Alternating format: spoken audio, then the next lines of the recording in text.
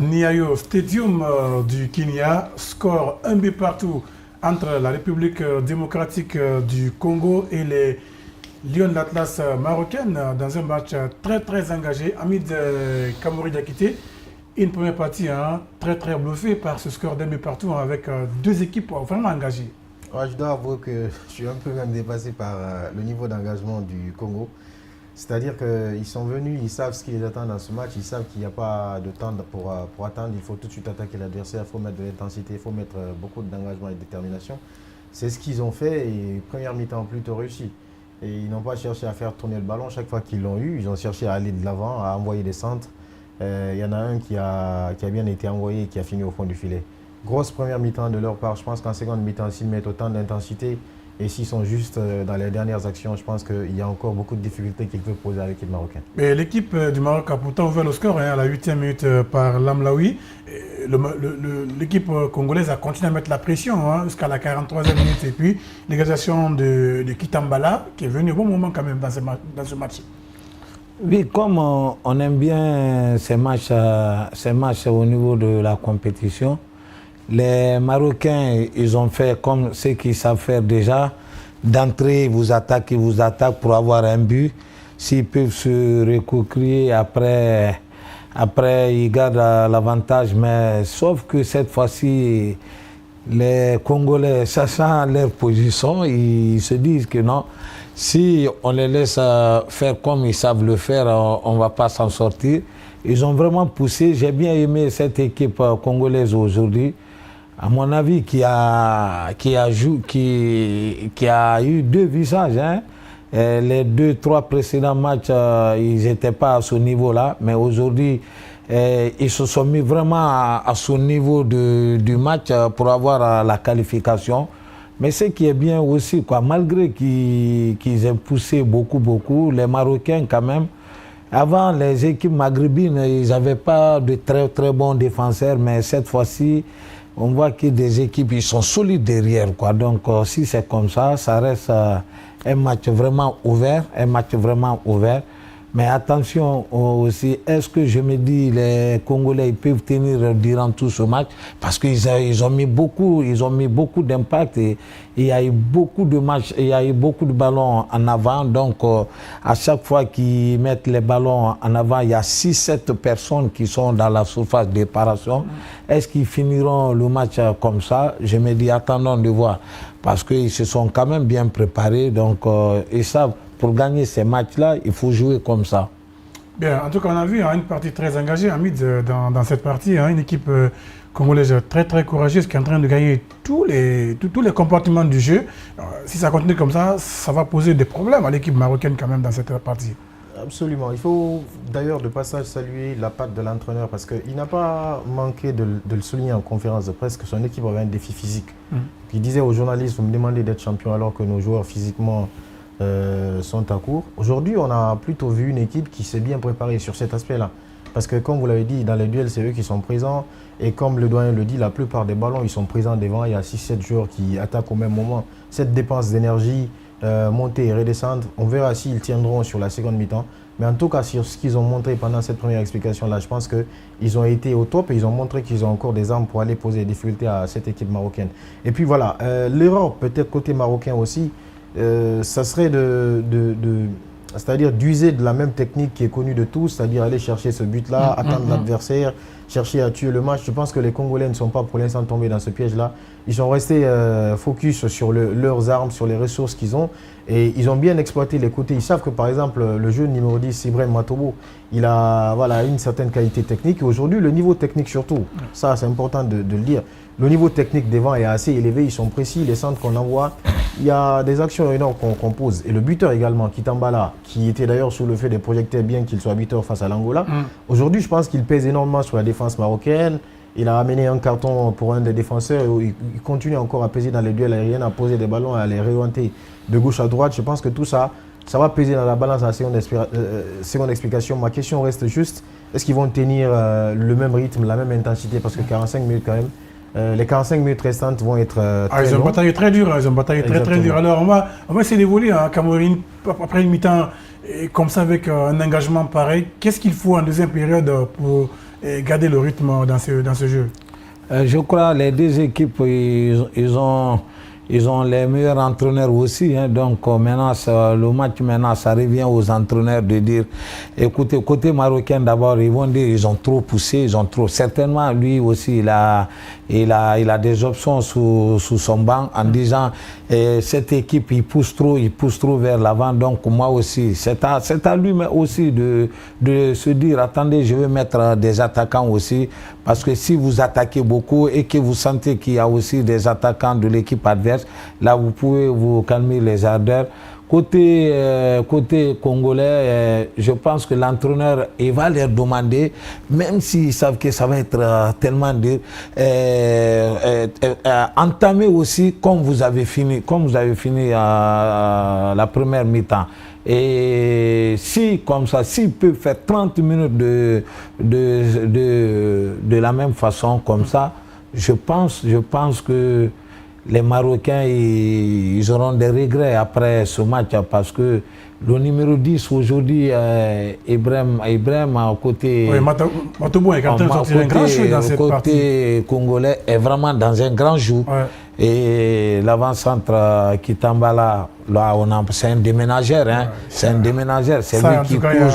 C'est lui qui cause toutes les misères à cette équipe marocaine.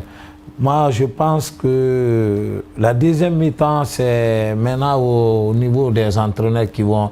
Celui qui saurait bien dire juste les mots qu'il faut pour entamer la deuxième mi-temps et pour finir, il va gagner le match. Mais comme nous sommes dans une bataille à 3, et dans l'autre match entre le Kenya et la Zambie, c'est 0-0. Donc pour le moment, malgré les efforts de la RD Congo, ça reste encore à faire parce que pour le moment, le Congo est éliminé de la compétition. Absolument. Je pense qu'en deuxième mi-temps, de toute façon, ils en sont conscients pour l'instant.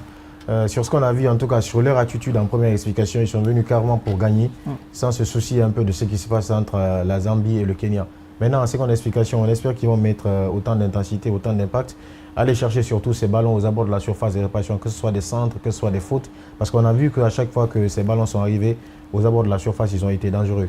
Des ballons dans les couloirs pour amener des centres dans la surface de réparation. Parce que c'est aussi ça l'avantage. Ils ont un attaquant qui est très grand, qui est très combatif, exactement, qui est très présent. Dans les duels aériens. Autant en profiter et envoyer des ballons pour qu'ils continuent à emmerder la défense marocaine. Je pense que s'ils sont justes sur ces actions-là, en seconde explication, il n'y a aucune raison qu'ils ne continuent pas à poser des difficultés à l'équipe marocaine. Mais côté marocain, est-ce que vous pensez que le rythme là, il faut le garder ou encore changer de schéma ou de stratégie pour contrer l'équipe congolaise? Non, certainement l'entraîneur il va changer quelque chose, même s'il va garder ce schéma, mais il va changer des hommes qui jouent. Il va apporter quand même du 109, soit en défense ou en attaque aussi, quoi. Milieu de terrain aussi, c'est pas mal pour le moment. Mais s'il y a changement à faire dans cette équipe marocaine, ça sera au niveau des attaquants et la défense aussi, quoi. Parce que celui qui joue avec Kitambala, il ne peut pas tenir 80 minutes à ce rythme-là comme ça. Il faut forcément faire un changement. Vous pensez la même chose, Hamid? Oui, surtout parce qu'il est même averti. Assari, il a déjà pris un carton jaune. Ça, c'est évident. En défense, il faut faire quelques ajustements. Surtout en attaque, ce qu'il évoque, c'est important. Parce que dans une configuration comme ça, il faut essayer de faire douter la défense adverse aussi. C'est-à-dire l'obliger à ne plus monter pour aller créer, par exemple, des surnombres dans votre camp. Et pour le faire, la meilleure façon, je pense qu'il faut mettre aussi des attaquants rapides, des joueurs de couloir qui peuvent leur poser des problèmes pour que vous les obligiez à s'arrêter et à laisser leurs attaquants se débrouiller avec vos défenseurs. Sinon, avec la vague qui déferle sur la défense marocaine, je pense qu'en deuxième mi-temps, ça va être très compliqué. Ça va être très compliqué. En tout cas, dans l'autre match, le Kenya n'est pas dans beaucoup de calculs. Un nul déjà, c'est bon pour se qualifier pour son CHAN qu'il organise chez lui. Moi, je vois bien Kenya terminer parmi les 4 premières de cette compétition. Parce qu'ils sont bons aussi, malgré qu'ils ont la public acquis à leur cause.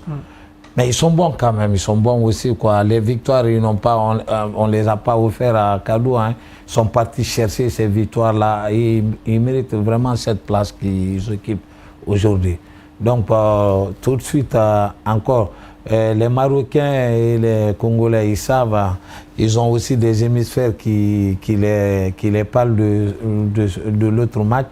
Ils savent maintenant que à ce niveau de la compétition. C'est Congo qui est éliminé, c'est Maroc qui est qualifié. C'est pourquoi la deuxième mi-temps va être encore plus chaude que la première mi-temps. Mais au coup d'envoi de cette partie, vous avez tout de miser sur une qualif Kenya-Maroc. Vu la tendance ou la prestation de l'équipe de Congo, est-ce qu'on peut maintenir le cap à ce niveau? Ouais, au vu de la première mi-temps, je revois clairement le pronostic parce que j'avoue, comme je l'ai dit à l'entame, j'ai été très surpris par non seulement la justesse technique qu'il y a aujourd'hui dans le jeu congolais, mais aussi le niveau de motivation qu'ils sont en train de mettre. Surtout l'engagement et la détermination aussi. C'est comme ils savent que c'est le match de leur vie, donc il faut le jouer à fond, il faut mettre toutes les chances de son côté. Donc je pense qu'en deuxième mi-temps, sur ce que j'ai vu, je vois plutôt le Congo passer. Ah, d'accord. Kamori, vous... Non, moi je dirais le contraire. Je garde toujours le Maroc en priorité. Malgré ils ont été bousculés, hein, ils ont été vraiment bousculés. Donc, si je peux me permettre, mais je pense qu'ils en ont fait des matchs comme ça. C'est ça qui est aussi leur avantage. Ils sont habitués à jouer des matchs comme ça. Des matchs comme malgré ça, la pression. Malgré la pression, le soleil qui est là. Et puis, n'oubliez pas aussi que les Congolais, ils se diront quoi? C'est des joueurs, je m'excuse du terme, mais c'est des joueurs africains, du subsaharien. Est-ce qu'il y aura cette concentration pour aller faire ce niveau de l'intensité jusqu'à 80 minutes? Je ne pense pas. Vous allez voir tout de suite, ils vont faire carrément le contraire de ce qu'ils ont fait en première mi-temps. Mais sinon, c'est une équipe quand même qui a haussé le niveau par rapport aux deux autres matchs, ou les trois matchs qu'ils ont joué dans cette phase de poule là. Oui, ils ont très bien haussé le niveau de leur jeu. Il y avait très honnêtement des doutes sur certaines choses. Après aussi, il faut signaler qu'il y a même des absents. Par exemple, dans le couloir gauche, l'arrière gauche qui joue, c'est le remplaçant, le titulaire étant suspendu. Donc il y a tous ces paramètres-là. Le problème physique, ça on en a parlé, mais aujourd'hui, c'est un tout autre visage. Mika Miché, l'expérimenté au milieu de terrain, c'est très intéressant, le boulot est en train d'abattre dans la redistribution du ballon. Maintenant, le gros défi, ça va être ça. Est-ce qu'ils vont tenir l'intensité et est-ce qu'ils vont continuer aussi à s'appuyer sur ce qu'ils ont fait en première mi-temps, envoyer de très bons centres, aller provoquer dans les couloirs? Je pense que si tout ça c'est juste, il n'y a pas de raison qu'ils ne passent pas les Congolais. Là, on les voit revenir. Ils sont encore les premiers à revenir sur la pelouse camerounaise. Ça sent encore de la motivation au niveau de l'équipe congolaise. On les voit à l'instant même revenir sur la pelouse. Oui, Moulma, on peut être motivé comme ça, mais moi, c'est ce qui vient de l'intensité qu'ils ont mis. Est-ce qu'ils peuvent garder encore quoi? Ils peuvent, parce qu'ils ont mieux fini, hein, ils ont mieux fini la première mi-temps. Donc, ils peuvent aussi revenir très tôt. Quoi. À ce niveau de la compétition, c'est eux qui ont besoin de cette victoire-là. Donc, ils peuvent venir en première et puis les Marocains ils viennent doucement, puis se dire, attendons, maintenant c'est à nous aussi de faire ce match en deuxième mi-temps et on va voir tout de suite un très très grand match, hein, je pense. Mais ça va être une très grosse deuxième période entre la République démocratique du Congo, oui, la RDC, qui pour le moment est bousculée avec ce score d'un but partout, qui ne fait